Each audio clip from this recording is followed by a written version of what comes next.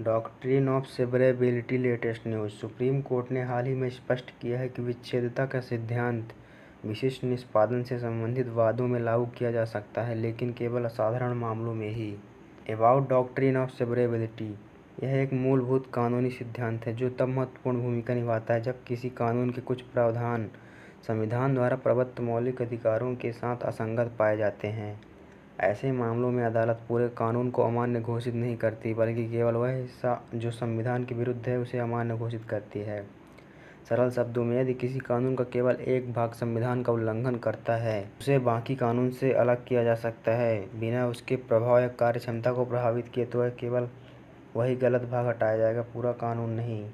इस सिद्धांत का अन्य पहलू यह है कि यदि किसी कानून में अच्छे और बुरे प्रावधानों को और या के द्वारा जोड़ा गया है और अच्छे प्रावधान का प्रवर्तन बुरे प्रावधान पर निर्भर नहीं करता है, तो उन्हें अलग किया जा सकता है या फिर वे अलग किए जा सकने योग्य हैं।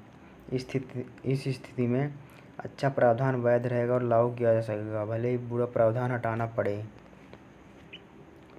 दूसरी ओर, यदि कोई प्रावधान है जिसे वैध और अवैध दोनों उद्देश्यों के लिए इस्तेमाल किया जा सकता है, तो वह अमान्य माना जाएगा और उसे वैध उद्देश्यों के लिए भी लागू नहीं किया जा सकेगा।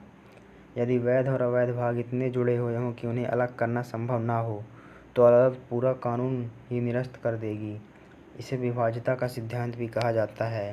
Landmark cases on doctrine of severability.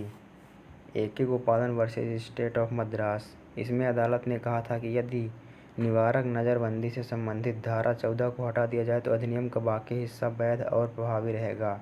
संविधान विरोधी भाग को वैध से अलग किया जा सकता है। Minerva mills versus union of India. अदालत ने 42वें संविधान संशोधन 1976 की धारा 4 और 55 को अमान्य घोषित किया क्योंकि यह संसद की संशोधन शक्ति से परे थी। हालांकि अधिनियम के शेष प्रावधानों को वैध और लागू माना गया। Kihoto Hollohan versus Zachillhu. अदालत ने 52वें संविधान संशोधन अधिनियम 1985 के तहत शामिल किए गए 10वीं अनुसूची के पैरा 7 को असंवैधानिक घोषित किया, लेकिन बाकी 10वीं अनुसूची पैरा 7 को छोड़कर वैध और संवैधानिक मानी गई।